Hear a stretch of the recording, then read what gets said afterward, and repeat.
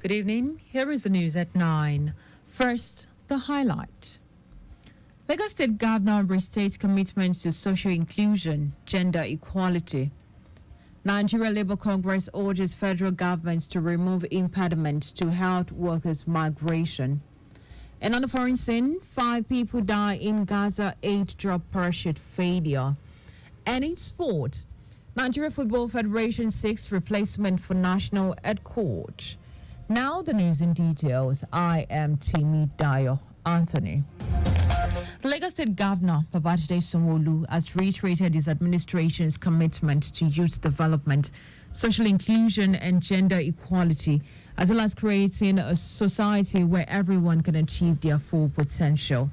Governor Sanwo-Olu stated this at an event organized by the Lagos State Ministry for Women Affairs and Poverty Alleviation to mark the 2024 International Women's Day celebration with the theme, Count Her, Count In, Accelerating Gender Equality Through Economic Empowerment, Inspire Inclusion at Mobolaji Johnson Arena, Onikon.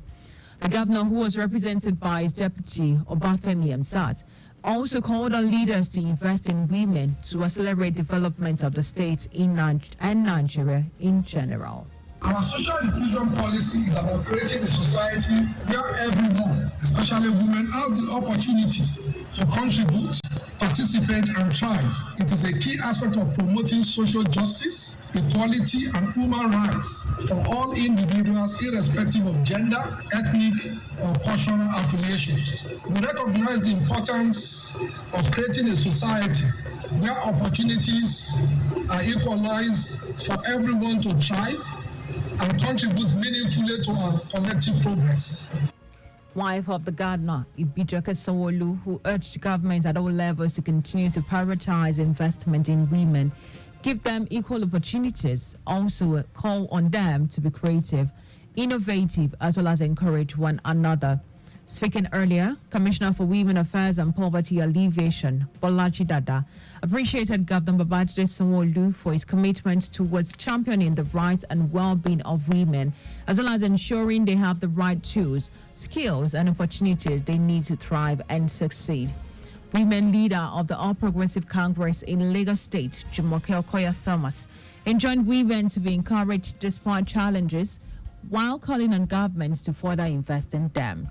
Keynote speaker at the event, Professor Mopelola Omoegun, emphasized the need for women to be educated, empowered economically, as well as to be agents of positive change. She urged governments at all levels to give women the right position in the society. The Nigeria Association of Women Journalists, NAWOJ, Lagos State Chapter, and the Wikimedia Nigeria Foundation have expressed dedication to ensure women's narratives are accurately represented in the media landscape. Chairperson, NAWOJ Lagos State Chapter, Adiola Ekine, made it known during a symposium to commemorate the 2024 International Women's Day, which is celebrated on March 8 every year. She was represented by the Vice Chairperson, Wumi Yekini, noted that from editing Wikipedia articles to creating and sharing content that highlights women's achievements, there are countless ways in which both organizations can collaborate to inspire inclusion and promote diversity in the digital sphere. She urged stakeholders to commit themselves to the advancement of gender equality and the empowerment of women, work together to inspire inclusion in all aspects of society, from the media industry to the online world. On his part, President of the Wikimedia Nigeria Foundation, Olushola Olaniyan, explains that the partnership with NAWOJ is born out of the need to train and amplify the voices of women in all sectors, spaces, and most importantly, Wikimedia. Olaniyan, who said the intended training will be supported by the Swedish Embassy, noted that working with professional bodies such as NAWOJ will ensure that only credible information are made available to Nigerians. If you look at what we have done since when we started and now, we have done quite a lot. But when you look at what we need to do, we haven't done anything. Because as of today, we have less than 50,000 Nigerian women profile on Wikipedia. And when you look at the entire population of Nigeria, we could be talking about 100 million plus. We need more. So if we don't start the narrative now, we are not saying that people are going to start writing today, but let's begin to push the statistic to their faces to see where the gap is. And then we sit down to say, okay, what next? Invest in women, accelerate progress is the theme for 2024 International Women's Day, with an emphasis on tackling women's economic disempowerment. As the world commemorates the 2024 International Women's Day, the Lagos State chapter of the Nigerian Institute of Public Relations, NIPR, has called on policymakers to heed the message of this year's theme, Invest in Women, Accelerate Progress.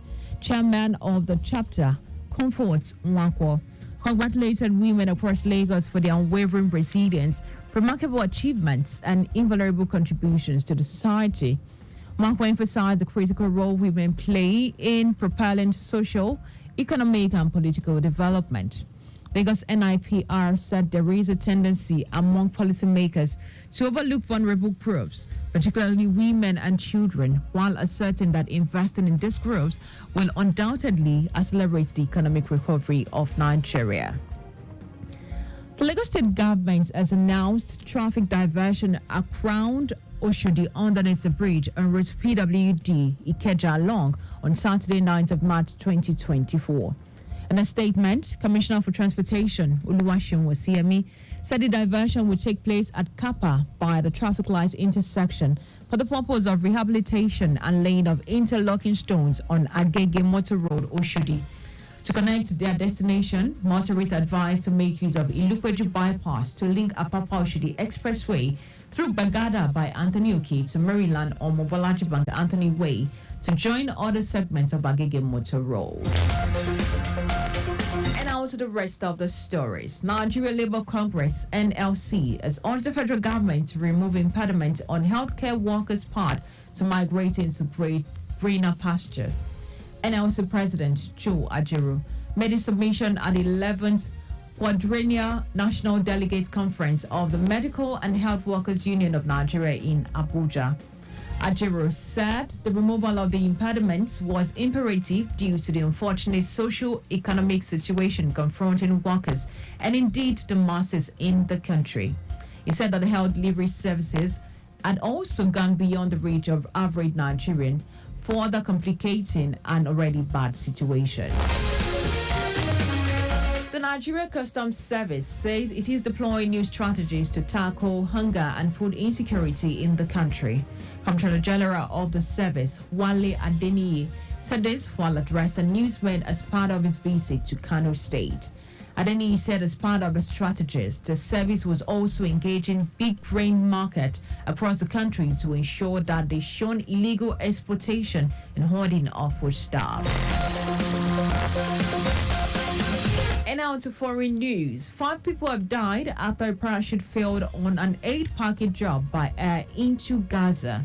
An eyewitnesses and the Hamas-run health ministry in Gaza said the 5 were killed when at least one parachute failed to deploy. It is unclear which airdrop was involved in the incident. The US, Jordan, Egypt, France, the Netherlands and Belgium have been dropping aid into Gaza in recent days as concern about famine among the population grows. And now to sports. The Nigeria Football Federation, NFF, says applications are open for the job of national head coach to replace Joseph Pesero ahead of the crucial World Cup qualification. Pesero stepped down after leading the country to final of the Africa Cup of Nations last month, losing 2-1 to host country, Cote d'Ivoire. The 63-year-old Portuguese met the target of reaching the semi-finals, but opted to move on after negotiation reported to be mainly over salary breakdown. According to NFF, the deadline for applications is March 12. Just before we go, make use of pedestrian bridges where available. You can follow us and like all our various social media platforms. X, Traffic Radio 961. Instagram, Lagos Traffic 961. Which is live on Facebook, Lagos Traffic Radio 96.1 FM. And on YouTube, please subscribe and watch all our previous programs and news on our channel, Traffic Radio 961. Did you know that the Sanwo-Olu administration trained 150 small business owners in digital marketing? You can get more details on Lagos State Government website. To end the news, here are the highlights of the major stories.